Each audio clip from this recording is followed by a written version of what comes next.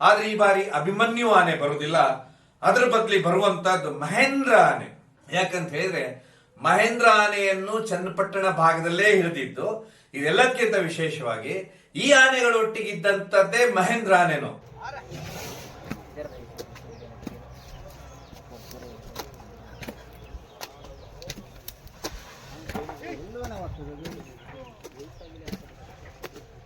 ಗಂಟೆ ನೋಡ್ತಾನೆ ಇಸ್ಕೊಳ್ಳೋದು ಅಂತ ಇದು ಅದು ಸ್ವಲ್ಪ ಹೋಗಿ ಒಂದು ಕೊಟ್ಟು ಬಂದು ಸಮಾಧಾನ ಮಾಡೋಣ.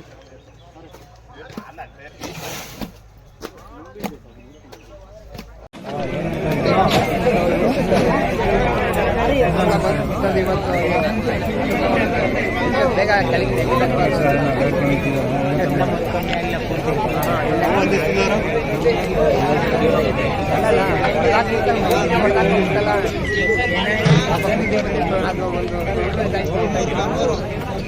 ಮಾನ್ಯ ವೀಕ್ಷಕರೇ, ಮತ್ತೊಂದು ಆನೆಯ ಕಾರ್ಯಾಚರಣೆ ಎಲ್ಲಿ? ಚನ್ನಪಟ್ಟಣದಲ್ಲಿ. ಚನ್ನಪಟ್ಟಣದ ಹತ್ರ ಎಲ್ಲಿ? ಕೆಂಗಲ್ ಹತ್ತಿರ ಚಿಕ್ಕಮಣ್ಣಗುಡ್ಡೆ. ಯಾರು ಈ ಬಾರಿ ಆನೆಗಳ ಟೀಮ್ ಕ್ಯಾಪ್ಟನ್? ಸಡನ್ ಆಗಿ ಕಾರ್ಯಾಚರಣೆ ಹೇಗೆ ಶುರುವಾಯಿತು ಅಂತ ಹೇಳಿದ್ರೆ ತುಂಬಾ ಆಶ್ಚರ್ಯ ಆಗುತ್ತೆ. ಇದರಲ್ಲಿ ಭಾರಿ ಸಾಹಸ ಮೆರೆದಿ ಸುಮಾರು ಇದೇ ಚನ್ನಪಟ್ಟಣ ಭಾಗದಲ್ಲಿ ಅರ್ಜುನ ಕೊನೆ ಉಸಿರೆಳೋಕ್ಕಿಂತ ಮೊದಲು ಒಂದು ಕಾರ್ಯಾಚರಣೆ ಆಗುತ್ತೆ. ಅದು ಚನ್ನಪಟ್ಟಣದ ಇದೇ ಜಾಗದಲ್ಲೇ ಆಗುತ್ತೆ. ಈ ಕಾರ್ಯಾಚರಣೆಯಲ್ಲಿ ಒಟ್ಟು 3 ಆನೆಗಳನ್ನು ಹಿಡಿತಾರೆ.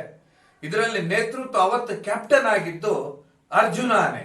ಯಾಕಂತ ಹೇಳಿದ್ರೆ ಆ ಸಮಯದಲ್ಲಿ ಅಭಿಮನ್ಯು ಮದ ಬಂದಿರುತ್ತೆ, ಹೀಗಾಗಿ ಅಭಿಮನ್ಯು ಮುಂದೆ ಹೋಗಿರುವುದಿಲ್ಲ. ಆಗ ಅರ್ಜುನ ಸಂಪೂರ್ಣವಾಗಿ ಆ ಕಾರ್ಯಾಚರಣೆ ಹೊಣೆ ತಗೊಂಡಿರ್ತಾನೆ.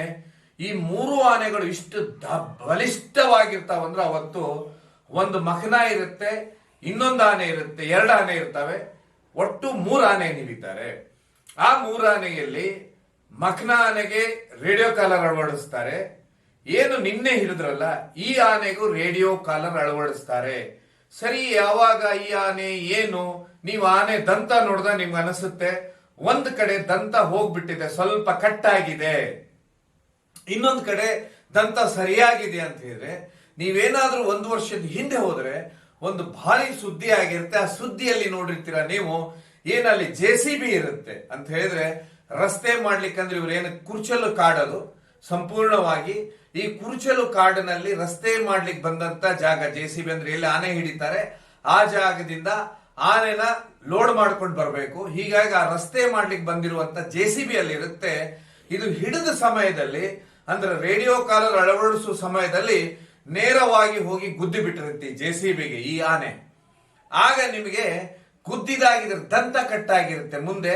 ಅದಾದ ನಂತರ ಏನ JCB ಟೈರ್ ಇರುತ್ತೆ, ಟೈರೇ ಅಲ್ಲಿ ಪಂಚರ್ ಆಗಿಬಿಟ್ಟಿರುತ್ತೆ. ಅಷ್ಟು ಬಲಿಷ್ಠವಾದ ಆನೆ ಅಂತ ಹೇಳಿದ್ರೆ ಈ ಬಲಿಷ್ಠವಾದ ಆನೆ, ಈ ಆನೆ ಏನ್ ಮಾಡ್ತಾರೆ ಅವಾಗ ರೇಡಿಯೋ ಕಾಲರ್ ಹಾಕಿ ಇದಕ್ಕೆ ಮತ್ತೆ ಮಕ್ನಾಗೆ ಬಿಟ್ಟು ಬಿಡ್ತಾರೆ, ಎರಡು ಆನೆಗೆ. ಈ 2 ಆನೆಗಳ ಪುಂಡಾಟ ಅಂತ ಹೇಳಿದ್ರೆ ಏನಿ ಬನ್ನೇರ್ ಘಟ್ಟ ಭಾಗದಿಂದ ಬರುವಂತ ವಿಶೇಷವಾಗಿ ಸಾತನೂರು ಭಾಗ. ಸಾತನೂರು ಆದ ನಂತರ ಕಾವೇರಿ ತೀರ ಇದೆ. ಕಾವೇರಿ ತೀರ ಮುಗಿಸ್ಕೊಂಡು ಇವು ರಾಮನಗರ, ಚನ್ನಪಟ್ಟಣ ಈ ಭಾಗದಲ್ಲಿ ಓಡಾಡ್ತಾ ಇರ್ತವೆ. ಯಾಕಂದ್ರೆ ಯಥೇಚ್ಛವಾಗಿ ಇಲ್ಲಿ ರಾಗಿ, ತೆಂಗು, ಎಲ್ಲ ಮಾವು ಬೇಕಾದಷ್ಟು ಬೆಳೆಗಳಿದಾವೆ.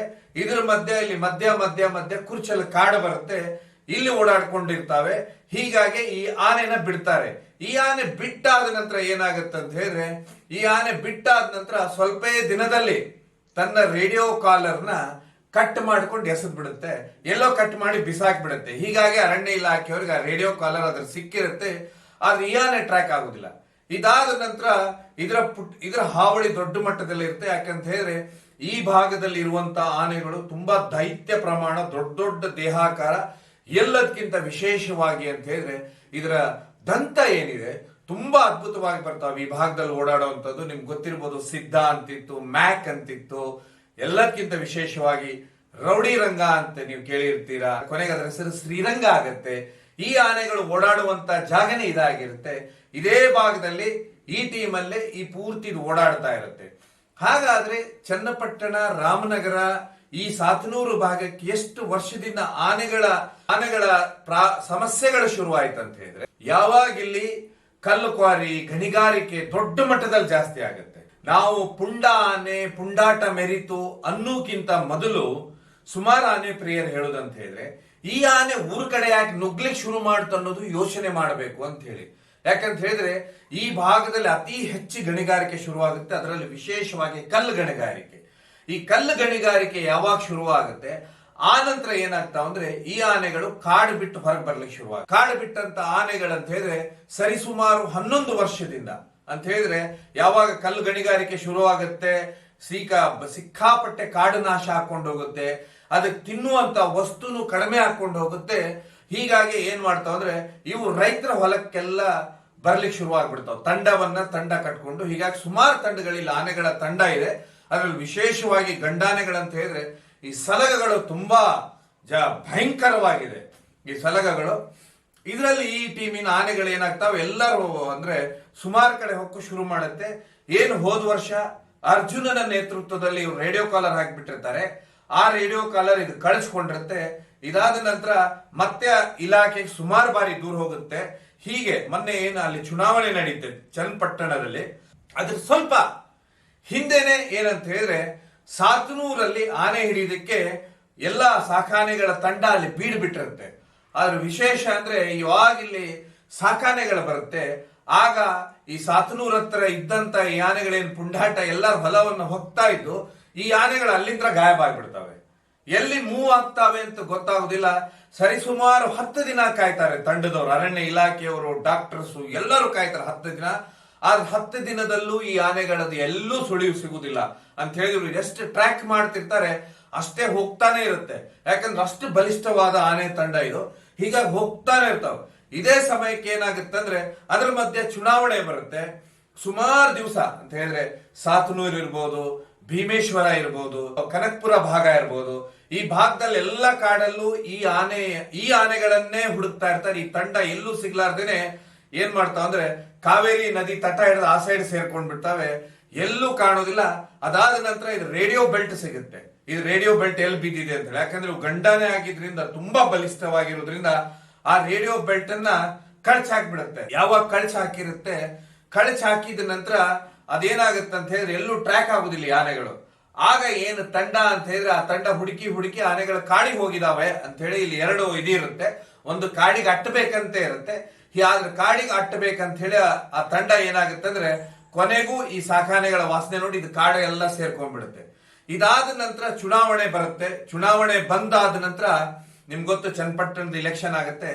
ಇಲೆಕ್ಷನ್ ಆದ ನಂತರ ಮತ್ತೆ ದೊಡ್ಡ ಮಟ್ಟದ ಕೂಗು ಶುರುವಾಗುತ್ತೆ. ಏನಂತ ಹೇಳಿದ್ರೆ ಸಿಕ್ಕಾಪಟ್ಟೆ ಆನೆಗಳ ದಾಳಿ ಆಗ್ತಾ ಇದೆ, ರೈತರ ಹೊಲವನ್ನ ಎಲ್ಲಾ ಕಡೆನೂ ಗದ್ದೆಗಳನ್ನೆಲ್ಲ ನುಗ್ಗುತ್ತಾ ಇದೆ ಈ ಆನೆಗಳು ಅಂತ ಹೇಳಿ ಮತ್ತೆ ದೊಡ್ಡ ಕೂಗು ಶುರುವಾದ ಕೂಡಲೇನೆ ಹೊಸದಾಗಿ ಅಂದ್ರೆ ಏನು ಶಾಸಕರು ಅಂದ್ರೆ ಚುನಾವಣೆ ಮುಗಿತೆ, ಶಾಸಕರು ಹೊಸದಾಗಿ ಆಯ್ಕೆ ಆಗಿರ್ತಾರೆ. ಹೀಗಾಗಿ ಅವರು ವಿಶೇಷವಾಗಿ ಮೀಟಿಂಗ್ ಮಾಡಿ ಮೊನ್ನೆ 18ನೇ ತಾರೀಕು ಆನೆ ಕಾರ್ಯಾಚರಣೆ ಮಾಡುವಂತ ತಂಡ ಏನಿದೆ ಈ ತಂಡಕ್ಕೆ ಕರೆ ಬರುತ್ತೆ. ಈಗ ಬೇಗನೆ 2 ಆನೆಗಳನ್ನ ಹಿಡಿಬೇಕು. ಯಾಕಂತ ಹೇಳಿ ಇಲ್ಲಿ ಜನ ಒತ್ತಾಯ ಮಾಡಿದ್ದು ಈ ಭಾಗದಲ್ಲಿ 4 ಆನೆ ಅಂತ ಹೇಳಿ. 4 ಆನೆಗಳನ್ನ ಒಟ್ಟೊಟ್ಟಿಗೆ ಸರ್ಕಾರ ಪರ್ಮಿಷನ್ ಕೊಡೋದಿಲ್ಲ, ಮೊದಲಿಗೆ 2 ಆನೆಗಳನ್ನ ಹಿಡಿಯುವ ಅಂತ ಹೇಳಿ. ಆಮೇಲೆ ಹಿಡಿದಾದ ನಂತರ ಏನು ಒತ್ತಾಯ ಇತ್ತಂತ ಹೇಳಿದ್ರೆ ಈ ಆನೆಗಳನ್ನ ಇಲ್ಲೇ ಬಿಡಬಾರ್ದು, ಅಂದ್ರೆ ರೇಡಿಯೋ ಕಾಲರ್ ಹಾಕಿ ಮತ್ತೆ ಬಿಡಬಾರ್ದು. ಇದೇ ರೀತಿ ರೇಡಿಯೋ ಕಾಲರ್ ಕಳಿಸ್ಕೊಂಡು ಇದೇನ್ ಮಾಡುತ್ತೆ ಅಂದ್ರೆ ಮತ್ತೆ ಪುಂಡಾಟ ಅಂತ ಹೇಳಿದ್ರೆ ಅದರ ಊರುಗಳೆಲ್ಲ ಹೊಕ್ಕು ಎಲ್ಲ ಬೆಳೆಗಳನ್ನ ನಾಶ ಮಾಡ್ಲಿಕ್ಕೆ ಶುರು ಆಗುತ್ತೆ. ಯಾಕಂದ್ರೆ ಬೆಳೆಗಳು ಬರುವಂತ ಸಮಯ ಅನ್ನುವಂಥದ್ದು ದೊಡ್ಡ ಮಟ್ಟದ ಆಗ್ರಹ ಆಗಿರೋದ್ರಿಂದ ಮೊನ್ನೆ 18ನೇ ತಾರೀಕೆ ಆರ್ಡರ್ ಪಾಸ್ ಆಗುತ್ತೆ. 19ನೇ ತಾರೀಕು ಏನು ಚನ್ನಪಟ್ಟಣ ಮತ್ತೆ ರಾಮನಗರದ ಮಧ್ಯ ಇರುವಂತ ಕೆಂಗಲ್ ಇದೆ, ಕೆಂಗಲ್ ಹತ್ರ ಬಂದು ಆನೆ ತಂಡ ಬಂದು ಇಳಿಯುತ್ತೆ. ಇಳಿದಾದ ಕೂಡ್ಲೇನೆ 20ನೇ ತಾರೀಕು ಬೆಳಿಗ್ಗೆ ಕಾರ್ಯಾಚರಣೆ ಶುರುವಾಗುತ್ತೆ.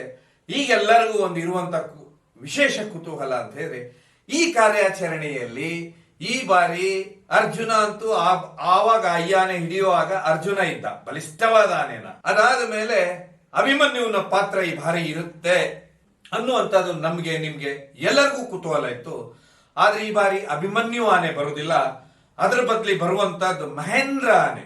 ಯಾಕಂತ ಹೇಳಿದ್ರೆ ಮಹೇಂದ್ರ ಆನೆಯನ್ನು ಚನ್ನಪಟ್ಟಣ ಭಾಗದಲ್ಲೇ ಹಿಡಿದಿದ್ದು ಇದೆಲ್ಲಕ್ಕಿಂತ ವಿಶೇಷವಾಗಿ ಈ ಆನೆಗಳೊಟ್ಟಿಗಿದ್ದಂಥದ್ದೇ ಮಹೇಂದ್ರ ಆನೆನು. ಹೀಗಾಗಿ ಇದು ಬಲಿಷ್ಠವಾದ ಆನೆ ಮಹೇಂದ್ರ. ಮುಂದೆ ಎಲ್ಲರೂ ಗೊತ್ತಿದ್ದು ಒಂದು ಅಂಬಾರಿ ಆನೆ ಅಂತ ಹೇಳಿ. ಇದರೊಟ್ಟಿಗೆ ಇನ್ನೊಂದು ಇದ್ರ ಸಾಥ್ ಕೊಡೋದಂತ ಹೇಳಿದ್ರೆ ಧನಂಜಯ ಆನೆ. ಧನಂಜಯನೊಟ್ಟಿಗೆ ಇದ್ದದ್ದು ಭೀಮ.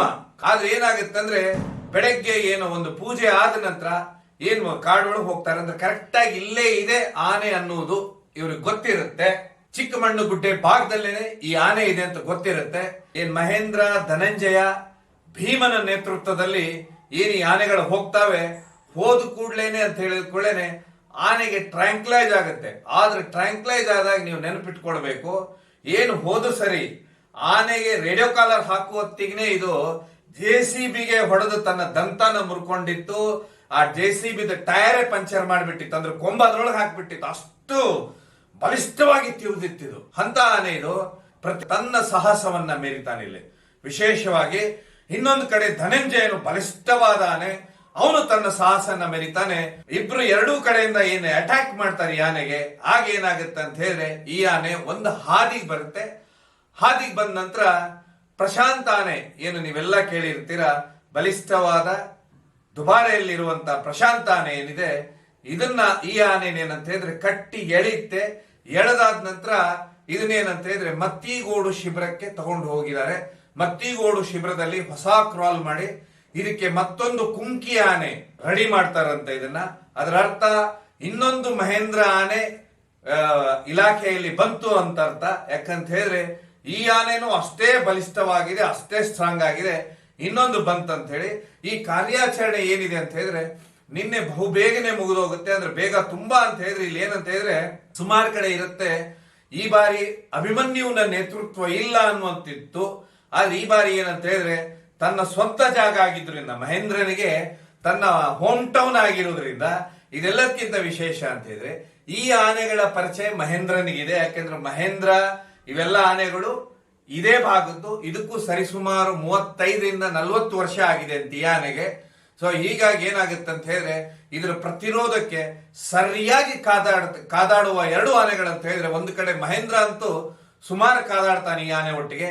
ಅದೇ ಇದೆಲ್ಲ ಕಾದಾಟ ಆದ ನಂತರ ಪ್ರಶಾಂತ ಈ ಬಲಿಷ್ಠ ಆನೆಯನ್ನು ಎಳ್ಕೊಂಡು ಹೋಗ್ತಾನೆ. ಯಾಕಂದ್ರೆ ಆನೆನ ಎಳಿಬೇಕಲ್ಲ. ಯಾಕಂದ್ರೆ ಸುಮಾರು ಎಳೆಯುವತ್ತಿಗೆ ಈ ಎರಡೂ ಕಾದಾಟ, ಈ ಎರಡು ಆನೆಗಳ ಕಾದಾಟ ದೊಡ್ಡ ಮಟ್ಟದಲ್ಲಿ ಇಲ್ಲಿ ನಡೆಯುತ್ತೆ. ನಿನ್ನೆ ಹಿಡಿಯುವತ್ತಿ ಕಾರ್ಯಾಚರಣೆ ಸಮಯದಲ್ಲಿ ಅದ್ಭುತವಾಗಿ. ಆ ನಂತರ ಇದೇನಂತ ಹೇಳಿದ್ರೆ ಲಾರಿಗೆ ಏರಿಸ್ತಾರೆ ಈ ಆನೆ. ಹಾಗಾಗಿ ಇನ್ಯಾವ ಆನೆಗಳು ಬಂದಿದಾವ ಅಂತ ಹೇಳಿದ್ರೆ ಕಂಜನ್ ಇದ್ದಾರೆ, ಹರ್ಷ ಆನೆ ಬಂದಿದೆ. ಒಟ್ಟು ಇವೆಲ್ಲ ಅಂತ ಹೇಳಿದ್ರೆ ಒಂದು ನಾಗರಹೊಳೆಯಿಂದ ಬಂದಿರುವಂತಹದ್ದು ಮಹೇಂದ್ರ ಆನೆ, ಇನ್ನೊಂದು ಅಂತ ಹೇಳಿದ್ರೆ ಮತ್ತಿಗೋಡ್ನಿಂದ ಬಂದಿರುವಂತಹದ್ದು ಇನ್ನೊಂದು ತಂಡ ದುಬಾರೆಯಿಂದ ಬಂದಿದೆ. ಸೊ ಒಟ್ಟಾರೆಯಾಗಿ 3 ಶಿಬಿರದಿಂದ ಆನೆಗಳ ತಂಡ ಇಲ್ಲಿ ಬಂದಿದೆ. ಆಮೇಲೆ ಎಲ್ಲದಕ್ಕಿಂತ ಹೆಚ್ಚಾಗಿ 4 ಆನೆ ಹಿಡಿತಾರ ಅನ್ನುವಂಥದ್ದಕ್ಕೆ ಒಟ್ಟು ಈ ಬಾರಿ 2 ಆನೆಗಳು ಹಿಡಿತಾರೆ. ಸೋಮವಾರ ದಿವಸ ನೋಡ್ಬೇಕು ಇನ್ನೊಂದು ಆನೆಯನ್ನ ಹಿಡಿತಾರೆ. ಆಗ ಯಾರು ಮತ್ತೆ ಕಾರ್ಯಾಚರಣೆ ಕ್ಯಾಪ್ಟನ್ ಅಂತ ನೋಡ್ಬೇಕು. ಮತ್ತೊಂದು ಬಾರಿ ಇದೇ ಭಾಗದ ಮಹೇಂದ್ರ ಇದಾಗಿತ್ತು ಅಂತ ಕಾರ್ಯಾಚರಣೆ. ಸೋಮವಾರ ಕಾರ್ಯಾಚರಣೆಯಲ್ಲಿ ಏನೇನಾಗುತ್ತೆ ನೋಡುವ. ಕಾರ್ಯಕ್ರಮ ನೋಡಿದ್ದಕ್ಕೆ ಧನ್ಯವಾದ.